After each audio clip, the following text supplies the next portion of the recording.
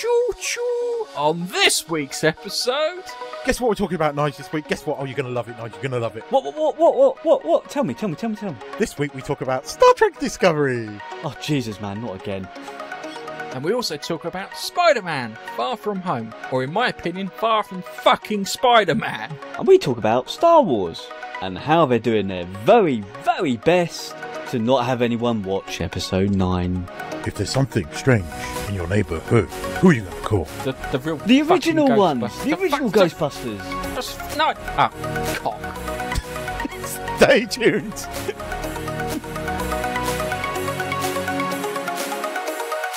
Hello, ladies and gentlemen, boys and girls, gamers, geezers, geeks, Michael Burnham fans, Spider-Man fans, Star Wars litigious bastards, people who like running around Appalachia, people who love flying through storm clouds at Mach 2, and Ghostbuster fanatics. It's this week's Monkey Nut Punch podcast. And a man who I can only describe as error code 500 internal server error. It's Nigel. Say hello, Nigel. Hello. You guessed that one. I've been having Skype problems. Yes. And joined by Windows error code number 20. System cannot find specified device. It's Keith. Or should I say, hi guys. Hello, people who Star Wars litigious bastards. That's what got me going there. If you don't know what the hi guys is all about, check out Keith's YouTube channel. You'll know. Yes, I'll put a link in the description. Check out a few vlogs. Yeah. So, Oh dear. okay, all right. Before we get into El Banter, this week's show we'll be covering Star Trek Discovery. Hey! The Spider-Man. Never do that. Yeah. Some fun with Lucasfilm, and Warner Brothers, and a fan film. I want to talk about actually playing Fallout 76, and then actually playing a really good game, Ace Combat 7. And Keith wants to talk about Go Busters 3. Go Busters? Yeah.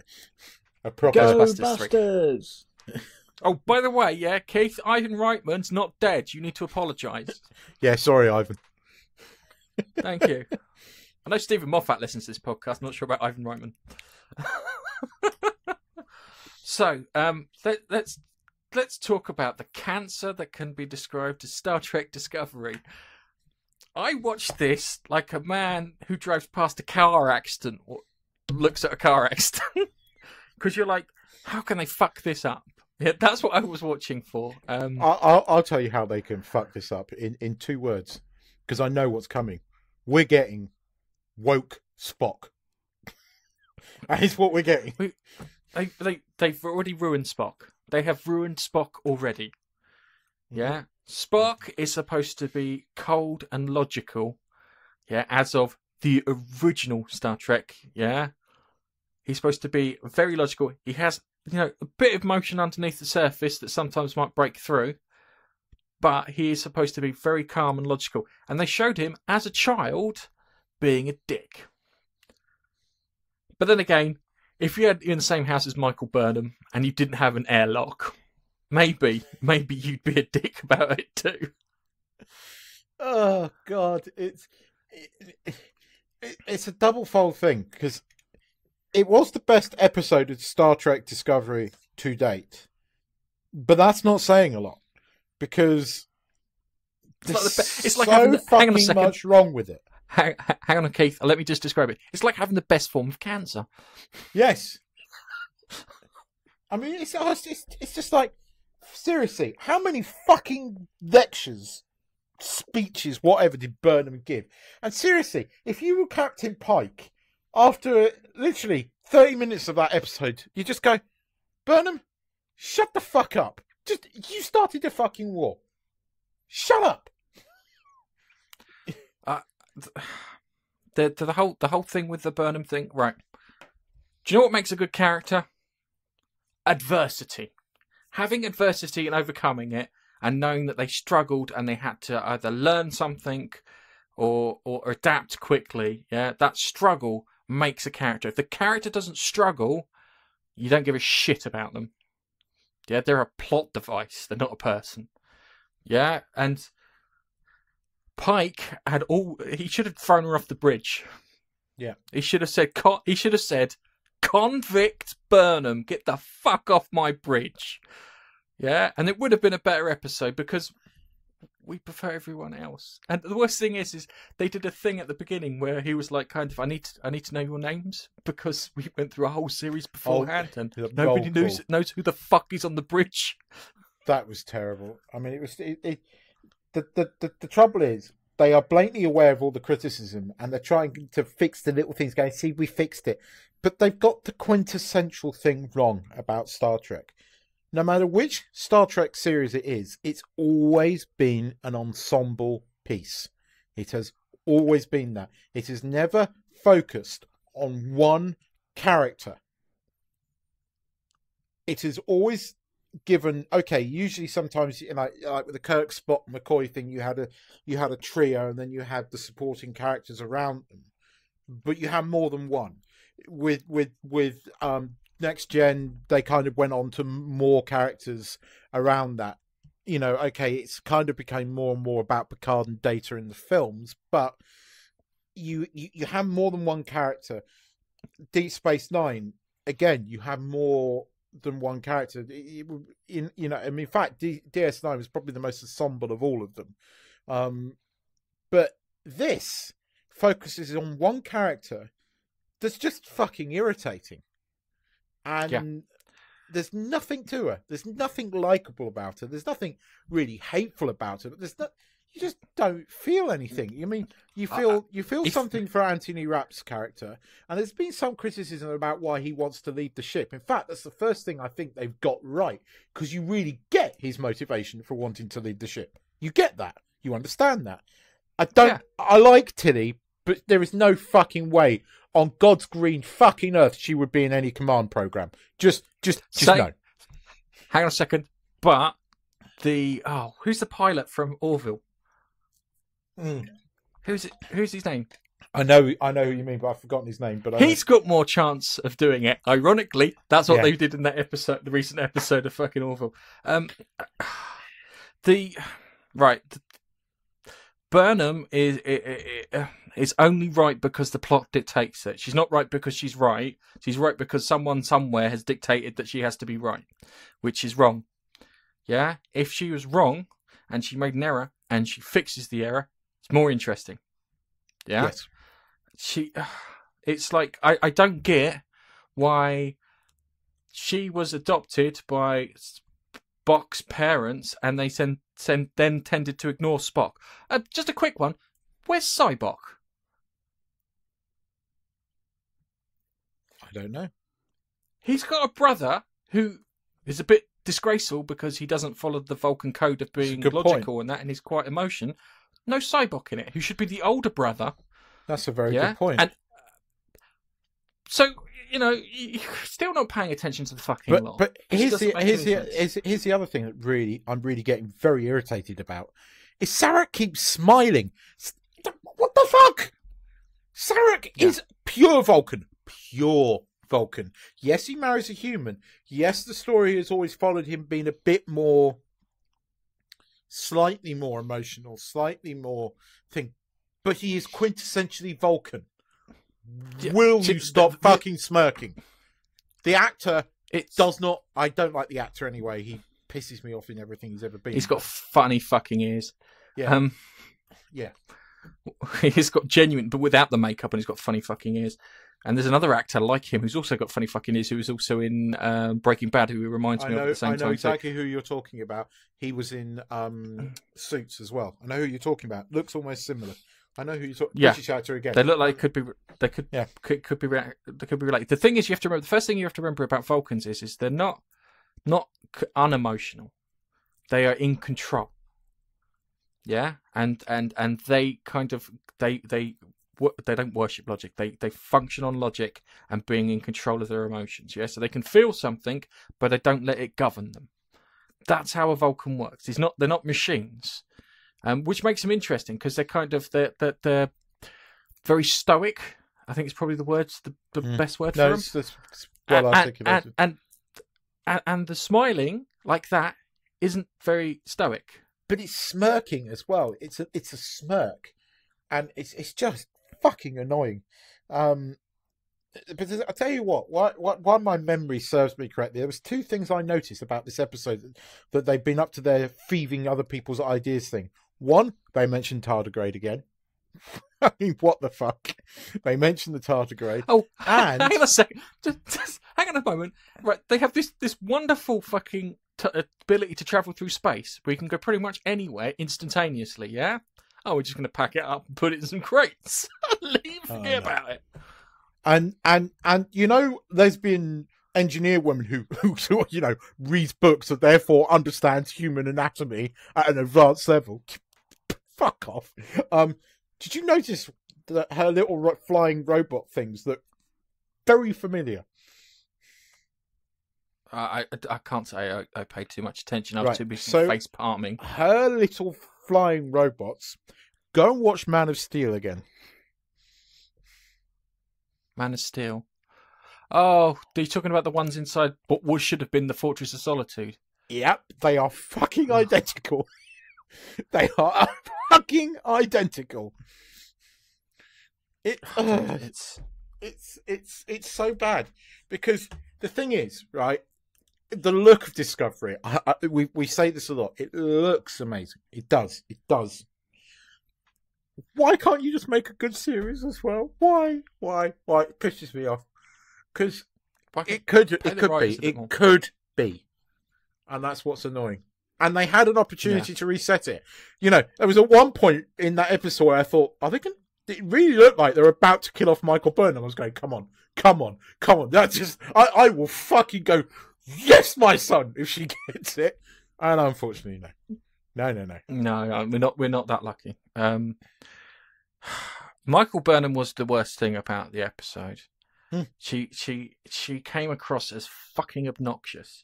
There's a bit where Pike is talking, and she corrects him.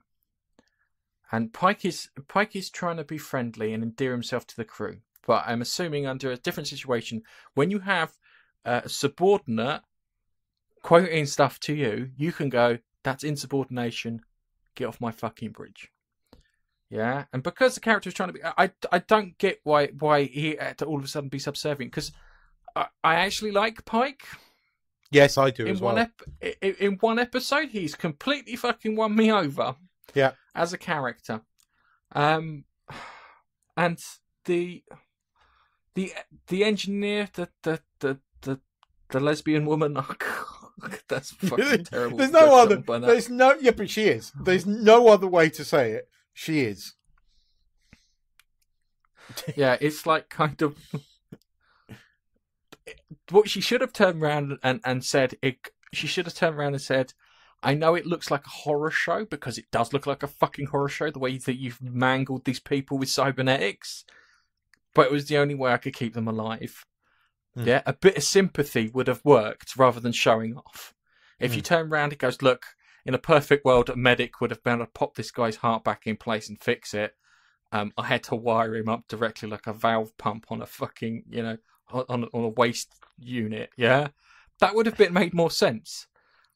But yeah, there was one thing I kind of liked, but they ruined it but just as they're about to get into those fucking marble fucking things that fire down to the thing, Pike goes to the weird looking woman, the alien woman in the red shirt, goes, "Get your red shirt in one of those." And I went, uh-oh. I thought, hang on, is that an insider joke? But no, the man that was mansplaining everything, and he was, because he was really irritating, got killed, didn't he? But that was like a double blow. I really don't know why. He should have just got through the whole thing, fucking landed, and turned around and said there's more than one way to skin a cat. And then Burnham could have had some competition, and that would have caused conflict. Yeah, and then conflict is interesting. But Michael Burnham is always correct, and and because somebody tried to mansplain things to Michael Burnham, they die. Because This is Star Trek woke. Do you know what I would do? If I were to kill Michael Burnham off, I would do it the same way that Joey died off in Friends when he was in that TV show, where he just falls down a lift shaft and looks dumb as fuck. Oh no, the lift's here. No, it's not. The lift's not. It's error. There's an error code. Oh, bye-bye, Burnham. And you just see her fly down a lift shaft, CGI version, and crack into. Oh, geez, the worst thing about Discovery. Why? It was. I'm not joking. I could have taken a pair of scissors to that and fixed a lot of stuff. Yep, I agree with you. I could have. There's some bits in there where it should. They should. The thing where they were flying through the asteroid belt is absolutely pointless in the world of Star Trek. Do you know why? Do you know those big dishes that they have on the bottom of the Enterprise and like kind of the big kind of Hoover end at the front of the fucking Defiant? Do you know what that is? That's called a deflector array. And do you know what that job is to do? It's to push rocks out of the way when flying through places like that. Yep. The only time that you can't do it, the only time I think that I can remember is an episode where the Enterprise, this is in Next Generation, has a power issue, yeah? And they can only use the thrusters to get through an asteroid belt. And so Picard slingshots it around an asteroid. Do you remember that episode? Yes, I know exactly. That's the only time that I've ever seen them not fucking work. Those things are supposed to deflect rocks whilst travelling faster than the speed of light. Mm-hmm. So why the fuck did you need to fire the fucking pods down there? You could have just moved the Discovery there and gone, all right, everybody off. Yeah, and then you could have just literally got a shuttle and just landed it on the surface, and you could have had some drama with trying to fly that through because that ain't got a deflector on it. And plus it's got phasers and torpedoes and shit on it too, so they could have blasted the rocks. There's so many fucking things there. They just wanted to fly the things through that. It's like Star Trek doesn't have fighters. Yeah, because the closest you got with those little Jem'Hadar things. They made out like they were filming the coolest action scene they've ever done, and that was it. And it was like, okay, that's there purely because they thought, oh, that'd be cool. It's almost like this has been written by fucking kids. I actually no, I take it back. Kids could write better shit than this. Seriously, yeah, kids could. Seriously, you could find some US high schoolers who are really into Star Trek. You could probably get a diverse bunch of them too, which would do a better job. I do Kids and In Service because they wrote Skins, and the first and second season of Skins. Well, actually 3 and 4 were quite good as well. Of Skins, that was written by kids. That was all written things. Skins, yeah. I don't know. I think they did a US remake, which wasn't that successful, but the UK one was. Yeah.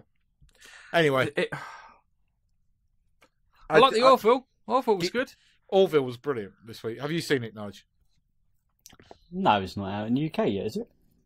Oh, I'll have to sort you out with how to get the episodes, Nige.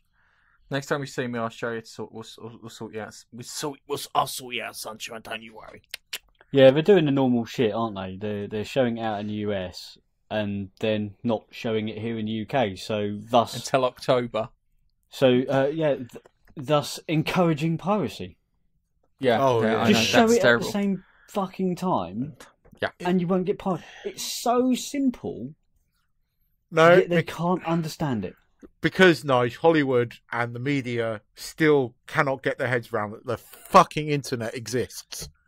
We talk to each other all around the world. Get used to it. Jesus Christ. Yeah. Just, what is it? It's I think it's due, they were showing Orville season 1, I think, on Sky. And I was thinking, mate, that's fucking year old now. It's a bit late. Well, yeah. I have to say it. Just go on. Can I just? I want to share something with you guys. Unfortunately, you people listening won't be able to see this, but the Rotten Tomato score for fucking Orville season 2. Just click on that link, open it up, yeah. Oh, hang on. You're going down the Rotten Tomatoes thing, and if you're a Doctor Who fan these days, Rotten Tomatoes don't mean anything. Rotten Tomatoes do, and I know why, because it's bandwagon jumping, because they don't want to look like fucking idiots. Because the first season, which they got completely wrong, so the first season got a critics rating of 28%. And the audience score of 94, which is almost the mirror of Doctor Who season fucking 11. But season 2, 100% and 93. So I think the haters have been put in their place, and they've gone, well, the audience like it, so maybe we should reevaluate what we think of it. But this is the thing. You've got Discovery doing what Discovery's doing. You've got Star Wars doing. When are these fucking people going to learn? Just a quick one. Has anyone seen that Gillette advert? Oh, No. don't! I'm not buying. I am not buying fucking Gillette razors. That's it. I like Gillette razors. Fuck you. Fuck you. I am not buying them. I'm switching to Wilkins & Sword. I will rather take a fucking cut chin than fucking shave with another Gillette razor. That's how. Sorry. All right. Okay. Right, Not I have getting no idea why you're angry. All I heard was you there's will. a Gillette advert. Does it look like I fucking use a razor? Right, Nige. You I'm just going to say you might this have to you might have a silky smooth scrotum for all we know. you. Fucking don't put that image in my. Nige, I'm just going to say this to you, right? Gillette have made an advert about toxic masculinity. What? It's yeah. Yep. It's Is that the same as feminazis or? No, what it is it's just shaming men. I find it funny because it's like kind of men should police other men. No, we shouldn't. We have the police for that. We genuinely have the police for that. That's what the police are for. And guess what? The police mostly are the men. Right. Here's the funny thing is, right. I watched one of these Gillette backlash videos, yeah, and ever since I've done that, I've been tracking them in my YouTube feed because it's like you watch one YouTube video about Doom, yeah, and every fourth video is about Doom. Yeah. I have collected 42 videos in the last 2 days from my YouTube feed. Like you can't see it, but hang on a second. No, I know exactly what you're talking about. I've probably it's like seen 42 videos that I've just collected off the fucking back end of the backlash. Right. Consumer advice: Dollar Shave Club, Wilkins & Sword, Bic. There you go. There's one in the States that's come to the UK. Harry's has made good razors. Okay, Harry's too. Something's going on with Nigel there. Don't unzip, Nigel. No, don't show me that, Nigel. Put it away! Put it away! Mate, you asked if it was shaven. Didn't need to see it. The worst thing is, Nige is wearing leather trousers. That's what that squeaking was. That was my chair. That's what he's telling you guys. No, I just dropped something. No, Okay. so yeah. Don't ever buy Gillette razors again, please. Don't. I might have to watch that. I might have to watch that. Oh, I'll send it to you. It'll irritate the fuck out of you. Don't. Seriously, it's really weird, but I believe we have a new religion, yeah, and it's a weird religion because it doesn't have a deity and it doesn't have a redemption arc or whatever it is, yeah. Most religions have a deity that you follow and a fucking redemption of sorts. Follow our doctrine and then everything will be fine. That sort of thing. This is like you're this, you're fucked. That's it. Which is bullshit. So bad. It's just. Anyway, let's move on to something that aggravated me and gave Keith an orgasm. Nige is confused. Right. Nige is really confused. Did you let Keith give you it up the arse? No. Right, it does work though. We're talking about the Spider-Man trailer. The Spiderman right. far away from home. I saw that trailer and was like, yes! I think this looks better than Homecoming. Gareth saw this trailer and went, and spectacularly threw his toys out his pram. I didn't throw my fucking toys out my pram. Yes, you did. I threw my Gillette razors in the bin. You threw your Gillette razors out of the pram. The thing is... Did you buy some Gillette razors and then immediately burn them? No. I stole them. Boxes of them. Stick it to the man. Someone going to buy his shit, give him some money by doing that, and then I'm going to burn the shit that I'll never use just out of principle. Is this the Nike thing? Yeah. That they had? Yeah. Oh, I didn't fucking get that. It should have just been adverts of, look at my new Reeboks, or my Pumas, or my Adidas. Yeah. Oh, they're much better than my Nike trainers. God, so comfortable. Anyway, sorry, Keith. I was going to say, Nige, actually, for the thing letting is, Keith talk. we're potentially both right about this. How can we both potentially right? Get that get the splinter out of your ass and defend your corner. We can both be right, because actually, if you take away the bit that you're angry about, and I completely get why you're angry, it's a good trailer. It is a good trailer, and it does get you excited. The problem with it is the problem you have, but there is a lot to like about that trailer. So it's a well done trailer. And if you take out the Spider-Man element of it, it's an interesting trailer, and it got me excited. And then you fucking went, like, it's kind of right, but it still looks cool. And Mysterio looks fucking cool. Right. Mysterio okay. does look cool. And there is a bit of him swinging through New York, which is more than we got in Homecoming. Let me explain my problem with Spider-Man. Yeah, I have a bit of an axe to grind with Disney Spider-Man, because it's not Spider-Man. Okay, it is not Spider-Man. Maybe it is when the Russos are in control, but in his own film, he wasn't Spider-Man. Okay, Spider-Man. As I said, this is about the same thing with Michael Burnham, yeah? Spider-Man is all about the struggle, yeah? Spider-Man, yeah, constantly is getting beaten down from the real world and from his fucking world that he fights these supervillains in. He's getting the shit kicked out of him from every fucking direction, but he still gets up and keeps going. Yeah, keep going. In my layman's terms, because I know fuck all about, Marvel, does it, the first Spider-Man film that came out with Tobey Maguire, essentially they show that, right? They show he's, a little bit of a dweeb. Nobody really talks to him. Nobody really gets on with him, except maybe Harry. But then Harry might be just using him just for his brains. So, in my mind, that sort of displays what you were just saying more accurately. The first film? Yeah, because the idea of Spider-Man is that you're supposed to kind of, this is how Stan Lee styled it. He's like a person that you can identify with him. He's not the best looking person. He's not the smartest person, yeah? But he was given powers, and he did the best he could with those powers, yeah? And he struggled. And I know that the Uncle Ben death thing has been done to death, yeah? But it's a key part of his fucking psychology. Now, the funny thing about it is what they've done with Spider-Man Homecoming is they've how can I put it? They've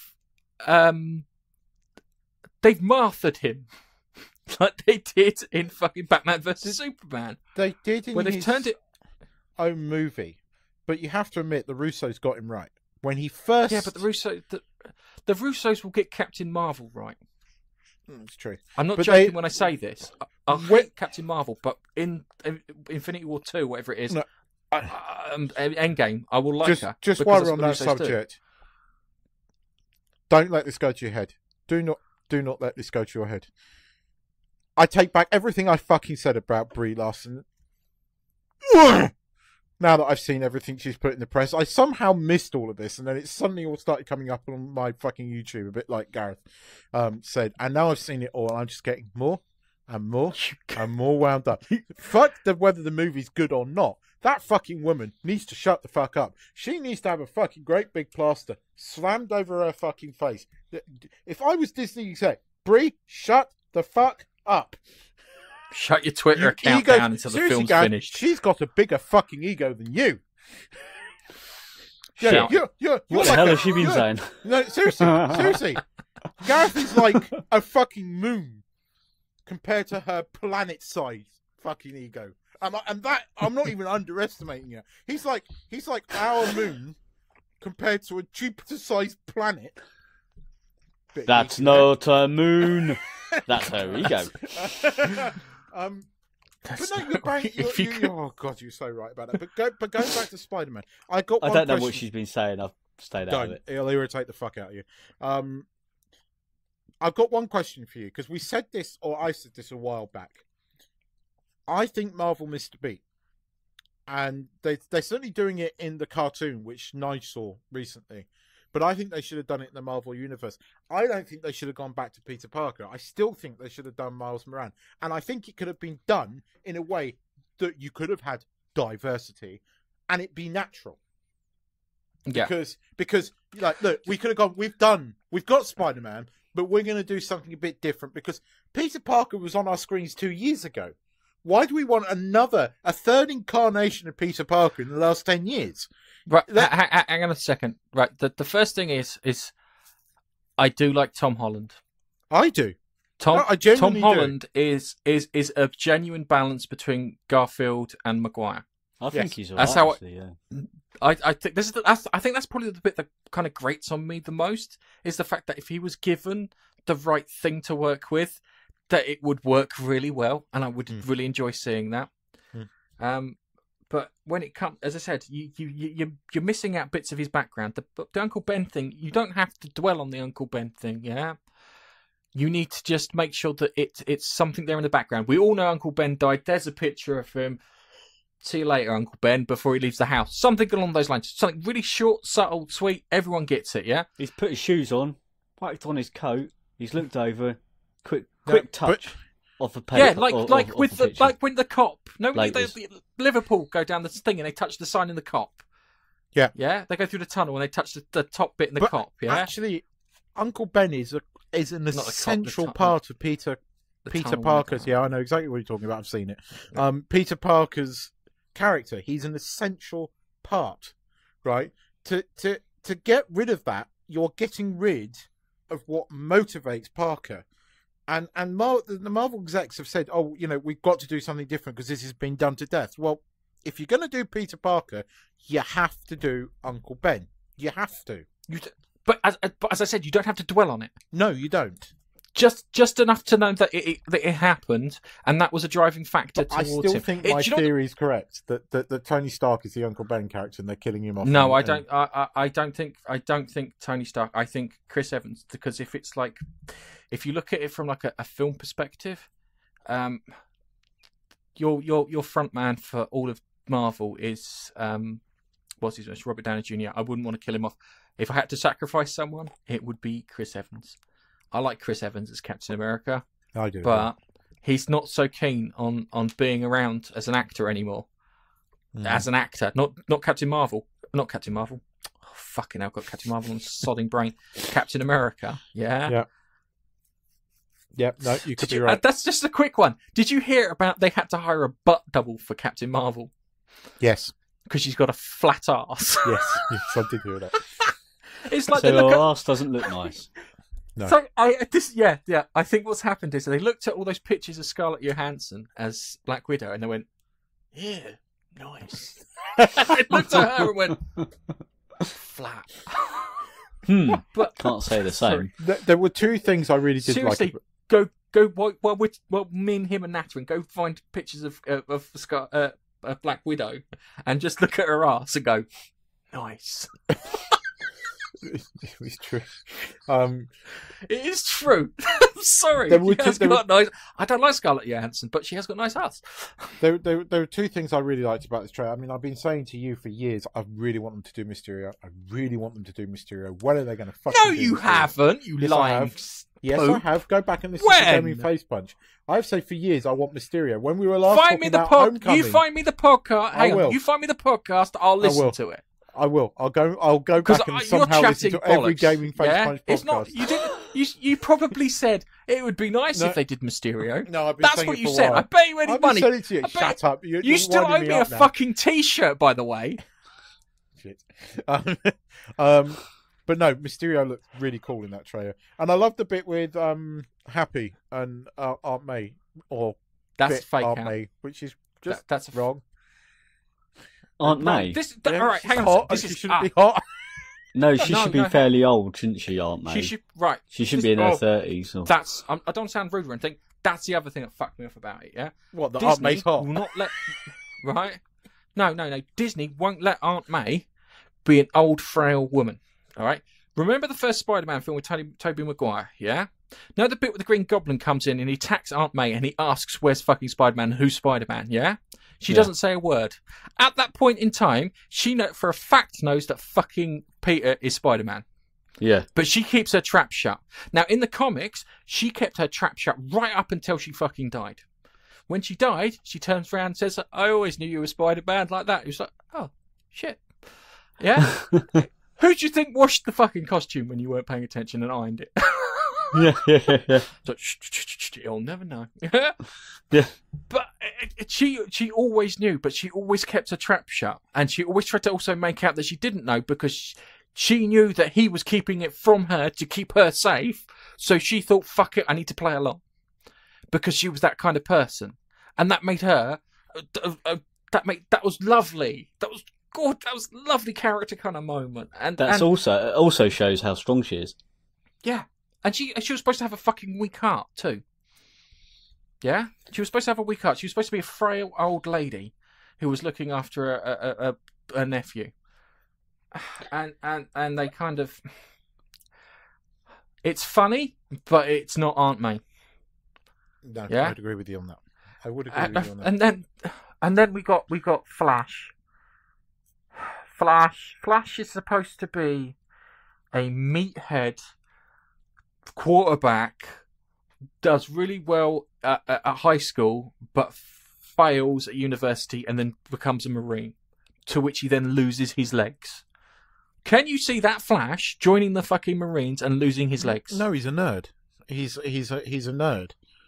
Flash isn't a nerd. Yes, he is. He was part of the quiz in the Flash in Homecoming. Thompson. No. We're talking Spider-Man. We're not talking the stupid film. No. We're talking actual Spider-Man. The original. No, the proper Flash, the comic book Flash. No, in the film. The Flash in the other films. The Flash in Homecoming is just wrong, completely. Yeah. Could you, as I said, could you see that Flash joining the Marines and losing his legs in an IED? And just in case you're listening, going, what when not his race, when he is the Flash? that he's wrong. Race is no, he's not the Flash. He could be. His name is Flash Thompson. He's a fucking colour quarterback. thing. It's quintessentially he's a jock, and this Flash is not a jock. That's what's wrong with this. Because it's jock versus nerds, and that's why he'd beat up on Parker. But the funny thing is that he'd beat up on Parker, but he'd say he'd love fucking Spider-Man, which they did do in the trailer. Yes. Oh, is in the first Spider-Man, Tobey Maguire? Yeah, he's the one who's picking on Parker. Peter Parker. Yeah. Yes. In the dining hall and stuff. Yeah. Yeah, and he has to fight with him, and he just avoids all his punches. That incredibly cool scene, I might add. I really, really did like that scene. Right, I got you. I understand who Flash is now. I'm sitting there going, the Flash? You're thinking Barry Allen. Barry Allen? Where the fuck is Barry With Allen? no legs? What? How is he? I was confused, man. He wheels very fast. And his I was arms, agreeing with Keith. I was going, working, yeah, so that ain't the Flash. Yeah, he was in a wheelchair. He gets to 88 miles an hour. He fucking goes back in time. Back just to set in fiery time. traps. Oh dear. I'm sorry. You see, when I don't know what you're going on about, that's where my Made him brain lose takes it. me. And that's why I'm going, yeah, no, totally agree. Yeah, no. Yeah. Then I realised what you're talking about. Went, oh, well, yeah, sure. So there we go. That's where I thought we were. I thought we were the Flash. We're talking about a Flash. I get it.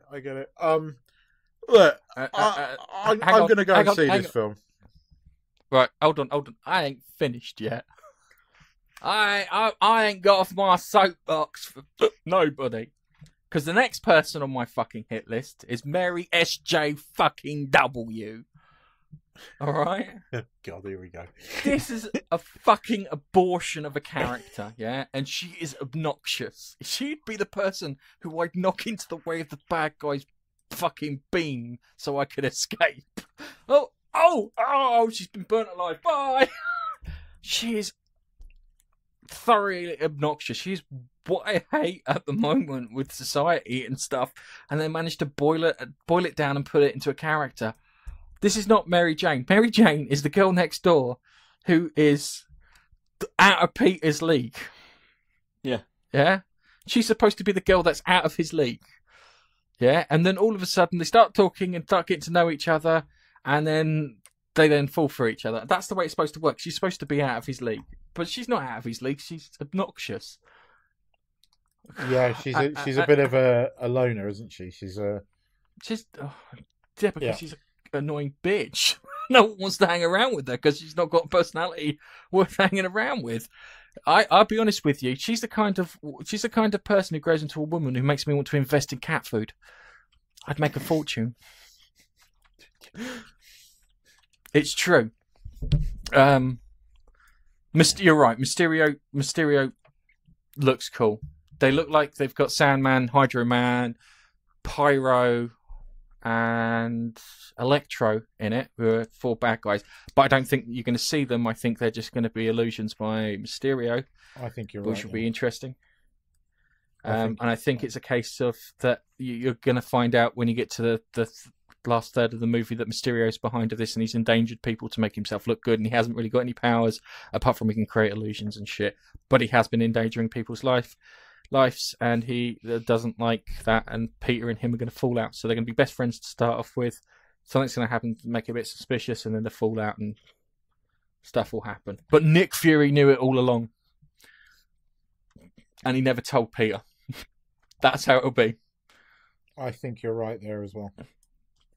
But it was cool seeing Nick Fury, and I loved the bit in the trailer where Peter asks if his mate's going to be all right, because you might want to turn him over so he doesn't choke on his tongue or something. It was very Nick Fury. I like seeing Nick Fury back in the in the universe again. I'm pleased they brought him back in.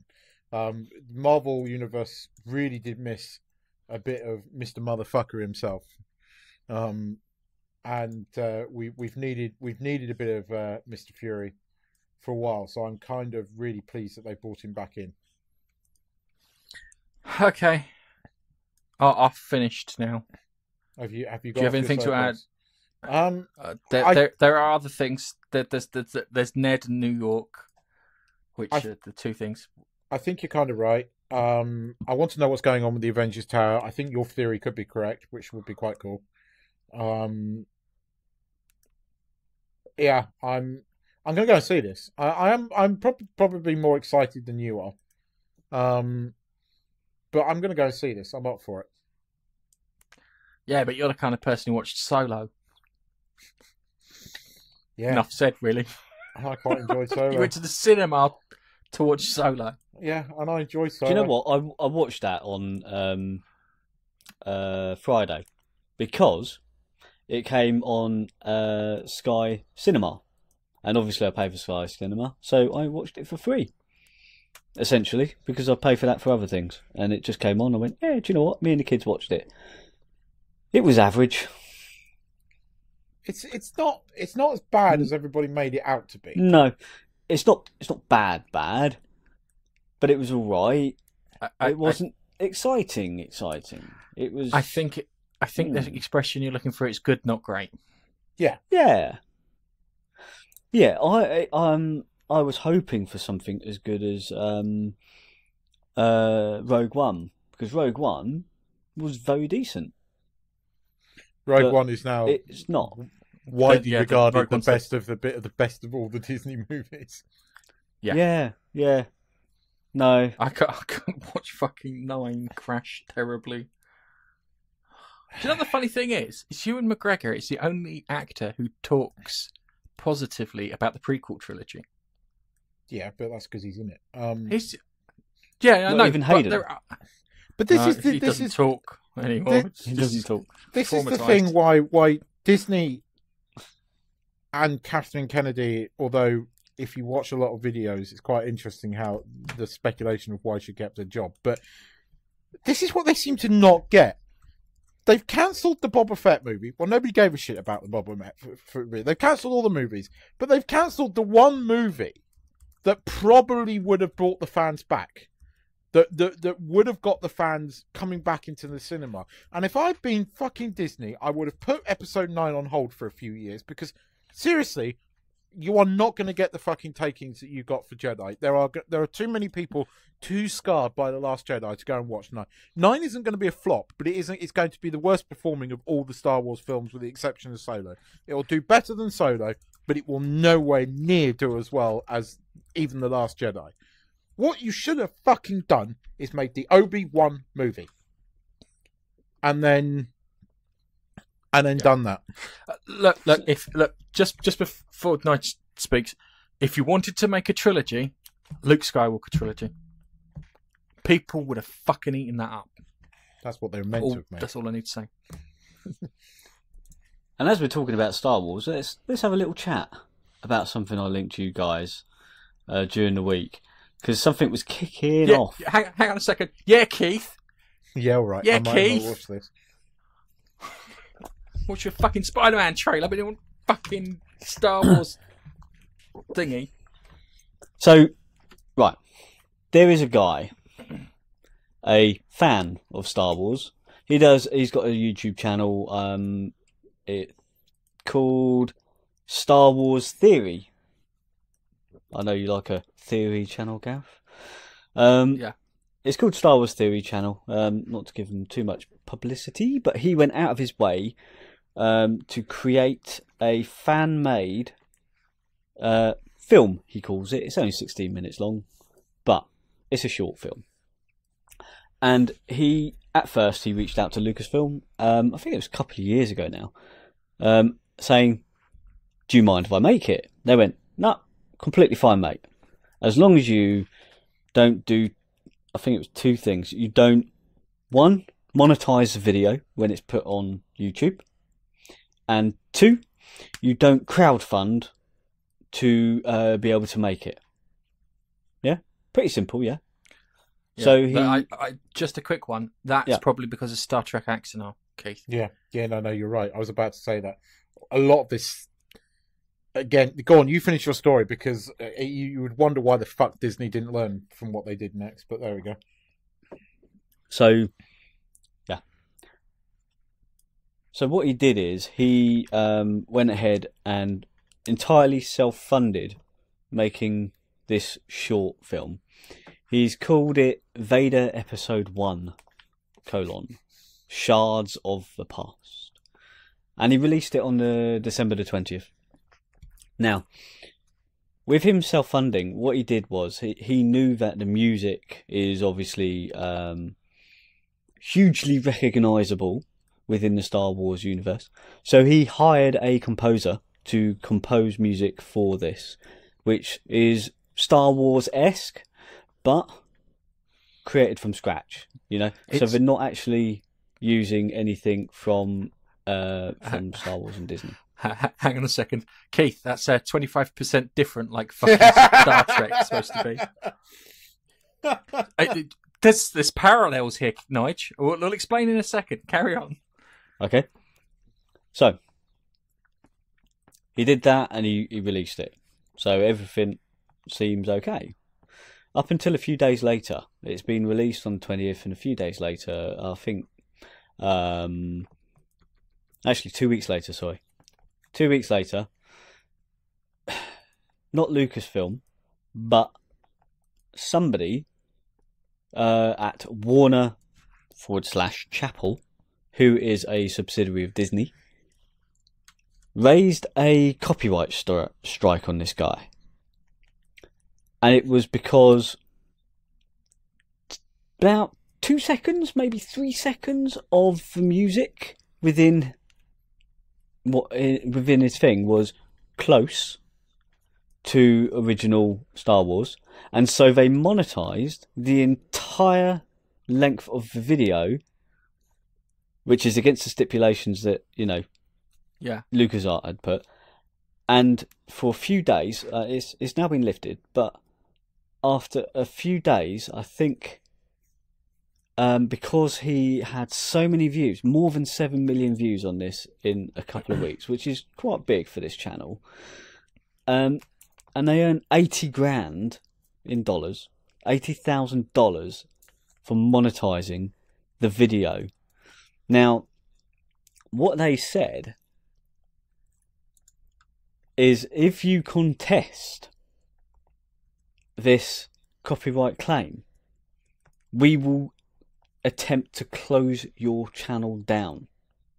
They threatened this guy, like with the copyright strike. They threatened him with that, and hang on a second, Keith. Let me just pause you again, Keith.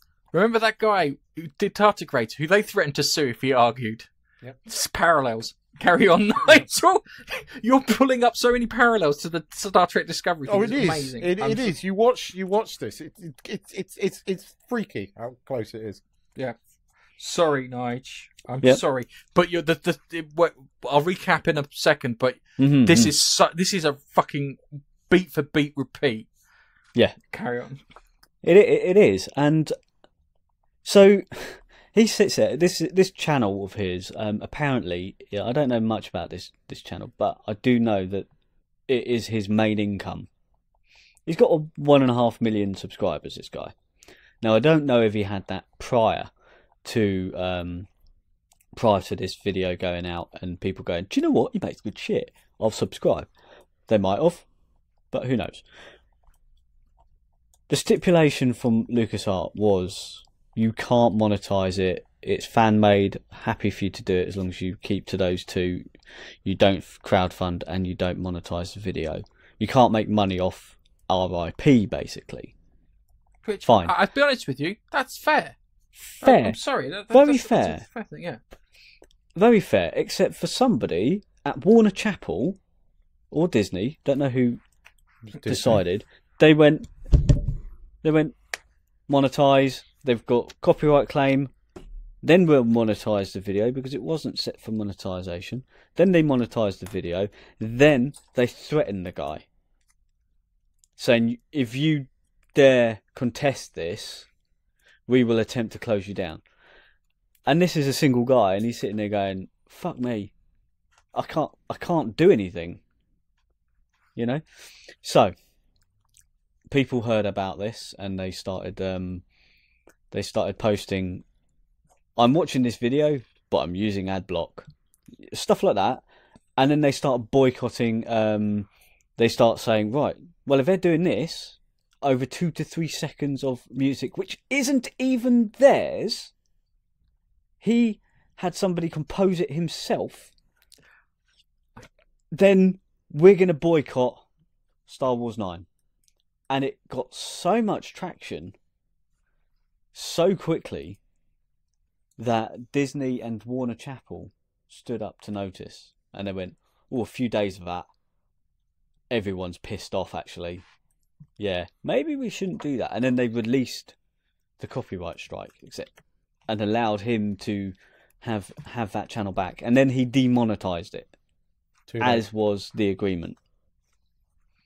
Well, no, not them. No, it is too late. Disney's actions are too late. And what they go on. They have specifically gone out of their way to try and monetize that and threaten somebody. It's the actions that they did. So I doubt they would have done it if this particular fan-made movie was not pulling in too many views. Maybe they would have if it done was it. shit, is that what you're saying? If it wasn't that great. Film. I mean, right. Before we get onto the similarities, here's the thing: in 30 years' time, it's going to be people looking back, going, "How the fuck did Disney destroy the most successful franchise of all time?" Yeah, this is it. This is one of many things. It's like a death by 1,000 cuts.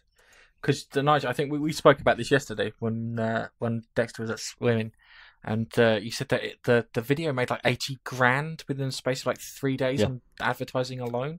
Yeah. Which obviously went straight into YouTube's or Warner Chappell, whoever they are, their pocket. The thing for something that they've never done. This is the thing. it was an original fucking sound. It wasn't even their sound score. It would be sitting there. If I was the guy who composed it, I'd be taking him to court for the 80 grand and said, you have to hand that money over to charity, sunshine. Because we had an agreement with LucasArts, and you've got that money you've taken. That isn't yours. Yeah. Yeah, exactly. I think, LucasArts have always taken the stance of when you're going to make a fan film or something around Star Wars, that the two stipulations are just those: don't monetize it, don't crowdfund to pay for it. Yeah. So they're this standard stipulations that they have, and that was the agreement that he got, and he adhered to. So someone somewhere is either one just incredibly fucked up and they didn't realise, they just went, oh, it sounds a little bit like it, monetise, fuck it, someone in their media team or whatever, or their legal department, without thinking. Maybe it was a YouTube machine. No, because if I remember correctly, it was done manually. Yeah, no, it was a manual. That's what I've heard. I don't know how true that is, No. because you can't rely on everything. Well, no, you can't. You can't rely on it. But it is pretty much. I think it is a manual thing, isn't it? I believe this They is. do have. Now, I know that the music is stored in a YouTube library and it scans for the music. Yeah. Yeah. So it'll scan for music and then it'll pull it out. But saying that, YouTube has a list of music that they're okay with you using, and you don't have to worry too much about doing it as long as you don't monetize it. Because you can go into the creator thing and then you type in a track and it says, yeah, you can use it. It's fine. They'll monetize it, but they won't fucking sue you, which is good. I think it's the music in question was the Imperial March. Am I right in thinking that's the one that goes duh, duh, duh, duh, duh, duh? Yeah. So it's that one, but that actual bit from memory wasn't actually in this guy's video. It was similar-ish, not quite. Yeah. It was like, is he going to break out into it? No, it's not. So before we hit the similarities, Gareth, you watched it. Keith, you didn't bother because you didn't even see the link. I was too busy going, hi guys. Hi guy. What did you think of it? What did you think of the fan film? It was good and bad all at the same time. Yeah. I do like fan films, and I do like it when you got these kind of small people. If you get a chance on YouTube, look up Oat Studios. It's the guy who did District 9, and he's got a lot of good films that he's got little good short films he's put in there. The fan film, Vader was fine. The Emperor wasn't, because it wasn't fucking Ian McDermott. And I need Ian McDermott as my Emperor. It feels odd without him. Yeah, they got someone who looks fairly similar. It didn't sound the same. Ian McDermott's no, it didn't sound the same. It's like remember Utopia, Keith? Yes. Where you've got Ian McDermott's the evil scientist who's come up with the plague that'll make everyone infertile. Yeah.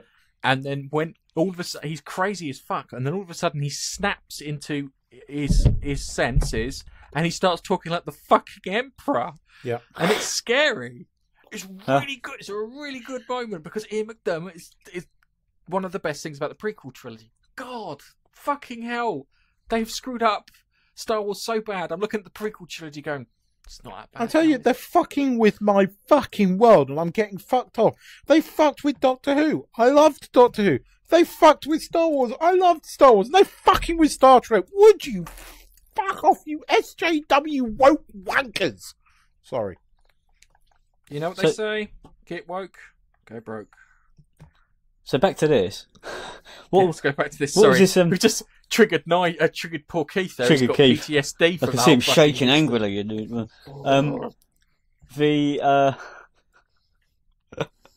Sorry. You were talking about tardigrade, and I'm guessing that's to do with Deep Space, Star Trek. No, this is to do with Star Trek Discovery.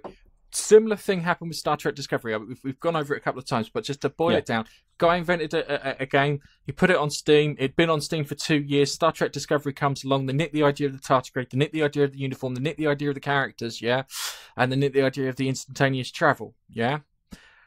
He then points this out and has lawyers who will do it for free because they know that will get their fee covered when they win because it looks like a fucking easy win. Yeah. He tells Star Trek, he says, you need to cease and desist on this stuff, and they turn around and says, we won't sue you, and we'll stop using the tardigrade. Yeah, even though they ripped off like 5 of the characters. Michael Burnham is a rip-off character from tardigrades. Tilly is a rip-off from tardigrades. Fucking Stamets is a rip-off from tardigrades. Hugh, his boyfriend, is a fucking rip-off from tardigrades. Yeah, the only original character in the whole fucking thing was Lorca. Yep. All right. And they did exactly the same. But this guy here is going to fucking win. I hope he does. Yeah. And I think that's what's looking at. And he's going to be the guy who fucking buries Star Trek Discovery. Along with fucking, along with was it Alex Kurtzman or whatever his name is that's running it now? Yeah, it's Kurtzman. He's in charge of the whole two of them are going to bury it.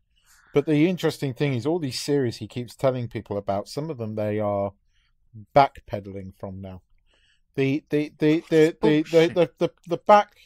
backdraft, you know, the sort of like it's coming back on them. It is. The Star Trek Discovery ratings are way down on last year apparently. Which is interesting. They did. This is what's going to happen to Doctor Who when it comes out. But we just head back to the Star Wars theory fan film. Warner Chappell behaved exactly the same way as the fucking CBS executives did, threatening not to fucking sue them for their original bloody music, which sickens me. And there's 80 grand there that needs to go to either the guy who created it or to charity. I would prefer charity, yeah, and they could give it to the Make-A-Wish kids. That would probably be a nice thing. But yeah, this is bullshit. It is interesting considering the guy from Axanar didn't exactly lose the case when CBS tried this. So yeah, he didn't win it, but he didn't lose it. The Axanar was probably the reason that they said to Lucasfilm turned around and said no fan funding because they made a shit ton of money. Yeah, Axanar. Well, how much did he get? $1 million or $2 million? Something like that. He set up his own studios now, or is in the process of doing it. It's whoever monetized this video, and it was apparently manual, be it somebody in Disney, be it somebody in Warner, it's fucking backfired spectacularly. And this is it. This is what I say to you. I'm not gonna. When are these people gonna learn? Do not piss off your fan base. Stop it, because your fan base is everything. You piss those off. You drive a dividing line down that through them, like you did with Jedi, Last Jedi. You do this, you are going to lose out. Solo was the proof of that. It's happening with Discovery. It's happening with Doctor Who. It is happening with all of them. It's just these people in the media are toxic. They are these far left wankers that need to be removed. Yeah. Talking of Fallout. Hey. See what I did there? I've been playing the disaster that is Fallout 76. Now, I've got a reason that I've been playing Fallout 76. I've got a friend who's been playing Xbox games with me cooperatively since I think it was November. And I've dragged his ass through Gears of War, and I've dragged his ass through Dead Island. And it's kind of now his choice to pick a game, and he picked out Fallout 76. What did you do to piss him off? No, wait. I got my own back on him for picking Fallout 76. I'll explain in a moment, right? So he said Fallout 76. I went, all right, fair enough. I'll do Fallout 76. I'll do it when it goes down to 20 quid. All right, so I kept an eye on Amazon. It went down to 20 quid and 50 pence. So I went, I'll pay the extra 50 pence. All right, then. So I bought Fallout 76 and I got it sent and I installed it and everything. And I went, right, what way can I get back at him for making me buy Fallout 76. So the first thing I did is I got my character and I designed it. Yeah. So I designed it to look like his ex-wife. So the poor bastard's now running around the waistline with his ex-fucking wife in tow. Oh, you designed it to look like a Nazi lesbian prison warden. She might listen to this. I was trying to be polite. She knows we used to call her that. She fucking embraced it. And I'll give it to her, she did. It's fun. You know the funny thing is, I took a picture of the character and I made her look like angry. So every time the game lands up, I've got his ex-wife looking angry at me every time I'm loading into the game. Like, you shouldn't be playing Fallout 76. Anyway, he started playing and he was staying with his mum, and his mum was watching him, and he's like, "That looks familiar." And he went, yeah, it's supposed to be Lynn. So I did get my own back on him. It was annoying because my first session on it, the game crashed 4 times in a row. You're joking. No, I'm not joking. It got caught in a loading loop 4 times in a row. I literally went into a building, went, shit, I didn't want to go into the building. Came out the building, 7 minutes waiting for it to load. And then I went, fuck it, restarted the console. 7 minutes again, fuck it, restarted. 4 minutes again. Fuck it, restarted. 2 minutes, and after 2 minutes I just turned it off. I'm not fucking playing anymore. I just was like, I'm pissed off, I'm not playing. So I turned it off, and then I returned to it the next day. Everything was fine. Apart from my poor mate, yeah, you get power armor in the game. Alright? Power armor, you know power armor, it's nice and useful to have, especially when you want to carry a load of stuff. Yeah. So for some reason, my friend can't see power armor. You can't see it. It's invisible to him. As in, so I'm like, to pick up, or as in, it doesn't. The sprite doesn't exist on his version of the game as he's watching it. So we spent ages trying to find a fucking security code to open a locker. Yeah, and in the locker was power armor. Really useful. Yeah. So we opened it up. I know he was like, kind of, there's nothing useful in here. So I went in there, and it's like, there's some screws and screws. There's power armor here. To which he went, what power armor? I got in the power armor, and all that happened was my sprite looked a bit weird from his perspective. The other side of it too is every so often he appears to be naked when I'm playing. I can't see his fucking clothes, so he's running around the wasteland in his pants. Well, he is playing with his ex-wife. Yeah. And so it was. So yeah, that was annoying. We can't. That you collect plans so you can build stuff. Yeah. Now there's you've got certain types of things like weapon benches and there's something called a tinker station. The idea of a tinker station is that you can make ammo like this tinker station. So he went, this guy, this Mexican 88 fella, gave me the plans to everything I needed. I don't know, that's great. He goes, and it looks like as soon as I get the plans, I can pass them on to you. Oh, fantastic, pass them on to me. He can't pass them on to me. Okay, all right. So I went, right, fair enough. I played it the other day. I went, I need the tinker station. I need to make ammo. Yeah, I get through fucking tons of ammo. Yeah, good shot, bad shot, whatever. I'm going through fucking ammo because I like wandering to places I shouldn't be. So there's a place called Grafton Mines where the tinker station plans are, because I looked it up on the internet. So I went out to Grafton Mines. There's a ton of super mutants there. Yeah, I didn't realise that there were like 20 of them. I thought there were only 3. So I took out 3. I picked up my my tinker station plan. I was like, yes, I have the plan. Came out, got fucking mullered. Shit. What happens when you die is there's a little cardboard bag with your, not cardboard, like a paper bag with all your stuff in that you had, and you can go back and recover it. So I went back there, snuck in, recovered it, went out, got back to my base, went to go and put the tinker station in. Oh, no plans for tinker station. So I'd been given the plans to Tinker Station, according to Carl. Couldn't use it. I got the plans to Tinker Station. Couldn't use it. Carl can't see my fucking power armor. Carl can't see any power armor. It's fucking mad. It's buggy as shit. This is the other thing too. I was playing it and I was just trying to find the fucking plans. I got attacked by some prick, yeah? He attacked me. He blew up my little camp. I was like, oh. What a cunt, right?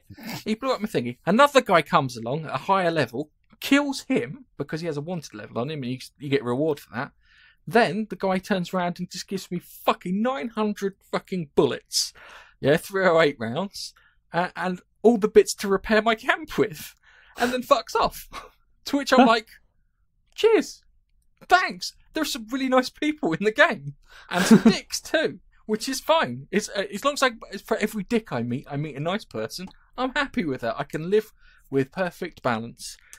Yeah, Fallout 76. It's a buggy mess. I'm winding my friend up by playing looking like his ex-wife. That's amusing. But Friday, game came out. Game that I've been looking forward to for a year and 4 months, or maybe 5 months actually. Fucking Ace Combat 7.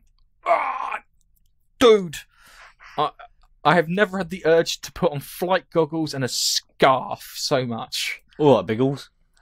I played it. Oh yeah, that's what I was thinking of. Flying, they've got this little flying caps. I was playing it, and I love Ace Combat. I missed Ace Combat. People whinge about Assault Horizon. Yeah, I love them all.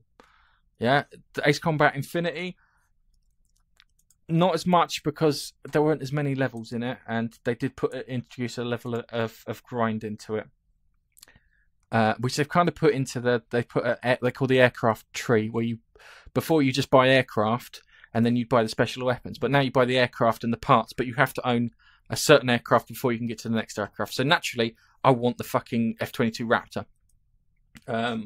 But I've got to buy a fucking Tomcat, an A-10, and all this other shit in between to get the plane that I want. But I've been flying around. There's some really great... The clouds. It sounds really gay to turn around and say, "Oh, the clouds are fantastic, guys." Oh, you fly through them, you get condensation on the window, you see the bits of water flying over. It's gorgeous. You get icing if you fly through a fucking frosty cloud. Really, really good. I'm screwing up on one level because I won't fucking ease up on the throttle. And I was telling Keith about this beforehand. There's one, it's like, what's it? I think it's like the 5th mission in, and you've got to take out a ton of anti-aircraft and SAM so your regular guys can come through. And what I've done is I start off, I Muller, there's like an Air Force base there, so naturally I take out their air power so they can't respond. Yeah, so I take that out, and then there's like another little base in the corner, which is like in a little thing. I fly through that like several times and destroy all their shit and their fucking Apache helicopters. And then there's one further out, and as soon as I go for the one further out, I start attacking the ground troops, and I won't lay off the throttle, so I have to turn and bank into this canyon. I have crashed into this wall about 10 fucking times. I have taken all these things out, and I keep crashing to the same fucking wall to the point that it should put big X. Aim for this, Gareth. Because you keep fucking up. I'm really enjoying it. I haven't got around to doing the VR bits, and that was the reason I bought a fucking VR headset, yeah? So I could play Ace Combat, because I thought it was the nuts. And Keith, I don't think you should pay full price for it, because I don't think you might not enjoy it as much. But when it goes down to like 20 quid, get a copy, give it a go. You'll have a little spooge over it where you're like, oh my god, this is like it's Ace Combat is to flying simulators what Call of Duty is. With a touch of Metal Gear, because this one's all about drones. Yeah, the big thing is that fighter pilots are being replaced with drones. Yeah, so it's like, oh, they're getting replaced with drones, and they're trying to upgrade the drones and do all this shit with drones, blah blah blah. And it's a case of, at the end of it, you're going to prove that having a pilot behind the fucking things makes all the difference. Drones are nice. The annoying thing is that you get attacked by this other country, and they use drones. And because they use drones, they have like pinpoint accuracy, so there's like 0 fucking civilian casualties. Yeah, but where you guys are like shooting planes out of the sky and they're crashing into fucking urban bits, you look like the bad guys from a public thingy, because they attacked first, and when you attack first, you've got a massive advantage actually. It's cool. It's so cool. I really enjoy it. I want to go and play it now. Can I go and play it now? I wish they'd bring out a version for the Switch. Oh, you've got a PS4, you Yes, but when I'm on Getting a low. plane or sitting where when I have to go places, I pull out the switch. So that's the thing. I could probably sit there for 13 hours playing Not that kind of game. it's not only the thing he pulls out. Yeah, I will get it. You're usually right when you recommend games to me. So Not full price for you though.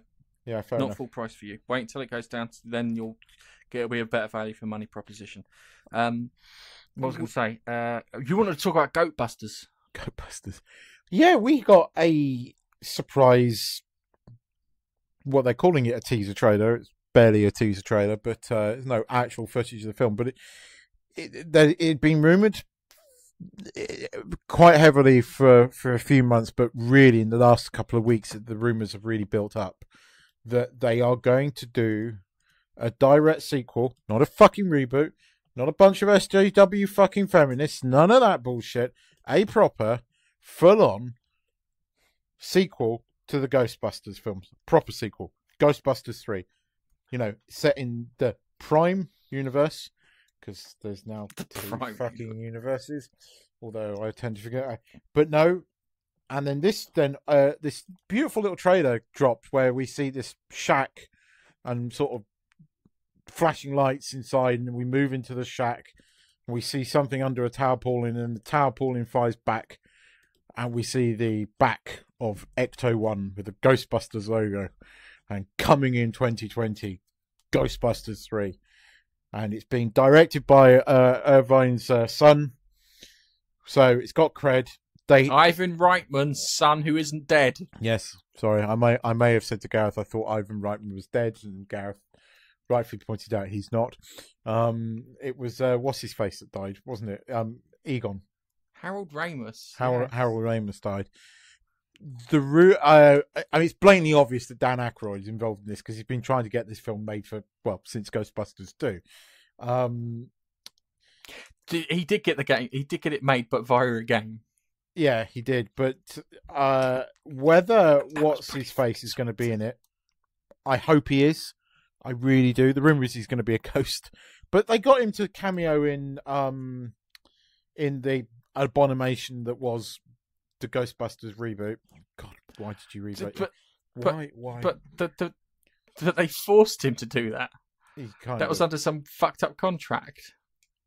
The rumor is it's going to be like handing over the torch to their kids. But look, you've got to get what's his face back in, who hasn't acted, although he has recently. He was in something.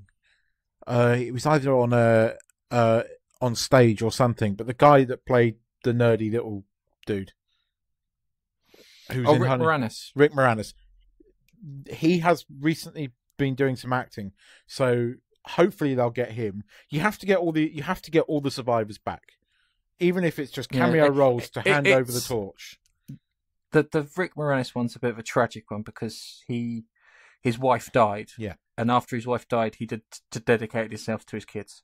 But his kids are now. Look, they're grown up, so I respect that. I respect him completely for it. The room, he has done some recent acting. He's done a few podcasts as well with various people. So hopefully they'll persuade him, even if it's just a cameo, to get him into that. That would just be epic. But I'm really excited about it. I'm up for it. This is what they fucking should have done 3 years ago. It's like I really do wonder what goes through these people's fucking heads, because it's just blatantly obvious you don't reboot Ghostbusters. You just don't. And the arrogance of when there was the backlash to call all these people anti-feminist and misogynist, it was just bullshit. You just don't reboot something that's already perfect. Just to note that Leslie Jones has turned round and condemned this film as a film that Trump supporters would have made, because she's a fucking imbecile. Yeah, and she's the black woman from the female Ghostbusters, because they're kind of ignoring it. It was Ivan Reitman's son, I can't remember his name, but he turned around and said, "Look, they made a very good effort with the film, but we're doing a continuation." He was very polite. Yeah, he didn't sit there and say, "it's a pile of shit." Yeah, which he could have said. He turned around and said, no, it was, they put a good effort. Didn't quite come through the way we wanted to, and we respect, we have to respect them for what they did. And we're doing a follow on to the actual Ghostbusters, and I don't understand why they think that now the 2016 Ghostbusters is like the prime Ghostbusters. It's not. It's a dead end, a cul-de-sac. Yeah, I don't know why they did it. That was a flop. It's a terrible film. That wasn't a good film. There's no script. And it really... There's no script. It's just them dicking a fuck around and filming it. And it's like, geez, we could have done a better job. And this is the thing, because up until that point, I quite liked Paul Feig. The films he's made up until then, I love Spy. Spy is a very, very funny film. What's the one with Melissa McCarthy and Spy. Sandra Bullock? Oh God, that one's funny as well. Yeah, but the problem with that film is it ran out of steam halfway through. Yeah, it literally just ran out of steam and just went nowhere. And was like, what the fuck's going on now? Spy was brilliant. Spy was very, very funny.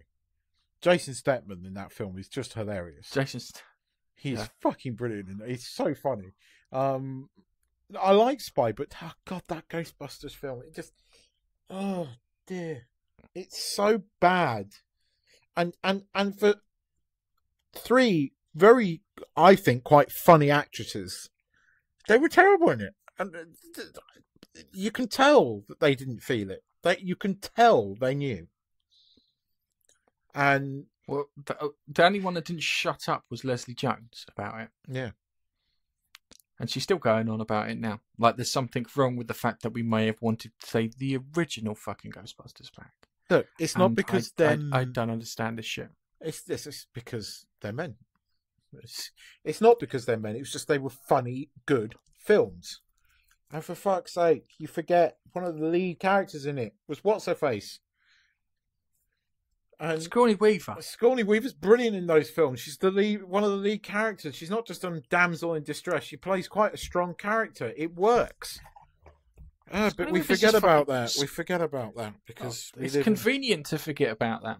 Oh, just another note. Yeah. Was it Blade? Yes. Yeah. Wesley Snipes did Blade. Did you know that he wasn't trying to get Blade made? He was trying to get fucking Black Panther made. Yes. I always find that fucking hilarious because he'd probably make a good Black Panther. Yes. Yes, it's annoying now because he has to be now he should be Blade when they put him back into the. I would quite like him to come back as Blade. He was a good Blade. He was a good Blade. Danny Jones was in one of those movies, wasn't he? Second film, yeah. Yeah, he was. Yeah, yeah, he was in the second film. Yeah, the Ghostbusters thing. It's a bad film. I watched it. And I regret that because I can't get that fucking time back. Because it's not even a mediocre film. It's bad. Yeah. You can tell that there's no fucking direction. They're absolutely clueless.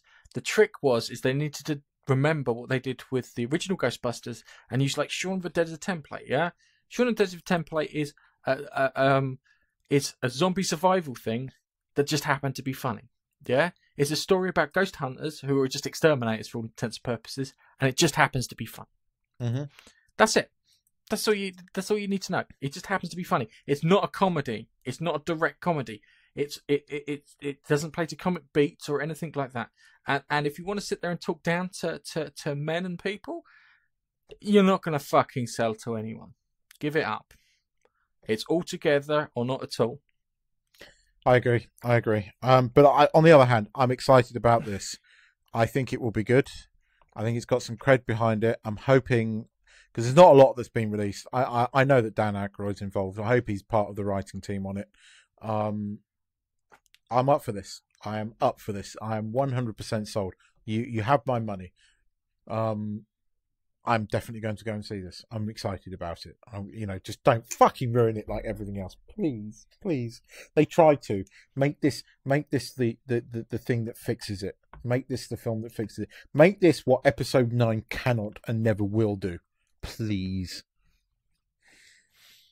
And on that note, I think it's time we say goodbye. Yeah, we have waffled on. A lot. We're fucking. There's more waffles than that. Believe it or not, there's a lot of things potato we didn't waffles. cover this week that I'm saving to next week because there's a couple of other things I really want to talk about, but we'll save it to next week. So yes, We've got. I wanted to talk about bloody that sex education because I watched the whole thing. it's one of the highest rated Netflix series this year so far. It's done really, really well. It's got like ridiculous viewings. It's really good, and you misunderstand the house because you're a plum. I will explain to you. No, in I the know next why. episode. I know why they did it. I still think it's a slightly odd choice, but I love it. I did like the ending to it. Nigel, can you do me a favour? Put your screw away. That's my head, you bastard. Dude, no wonder we thought it was fucking smooth. His beard does look like a bunch of ginger pubes. So yes, next week we've got lots of stuff to talk about. Yes. Yeah, it's been a good, quite opening year for stuff to talk about. Yes. And we'll probably be talking about The Punisher being excellent and getting cancelled. Yeah, what was going to get cancelled? It's And gonna the get weird thing cancelled. they did with Jigsaw too was the fact that Jigsaw is suffering from a brain disorder rather than having his face fucked up. Yep. And how the guy who plays Jigsaw and John Bernthal are very respectful on Twitter, which is unheard of for Hollywood stars. Right. Anyway, we'll see you now, or you will hear from us next week. I'm saying goodbye. Goodbye. Put it away, Nige. Bye, guys. No. Staying out. No. Hi guys. Bye, guys. Bye, I guys. gave you that one. Call that a freebie. Bye-bye.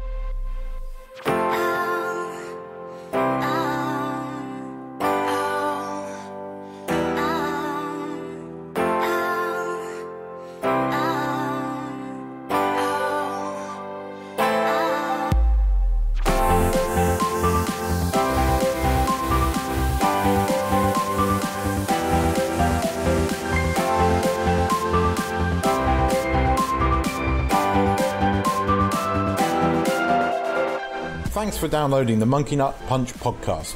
You can follow us on Twitter @Monkey Nut Punch. You can also find us on Facebook, facebook.com/Monkey Nut Punch.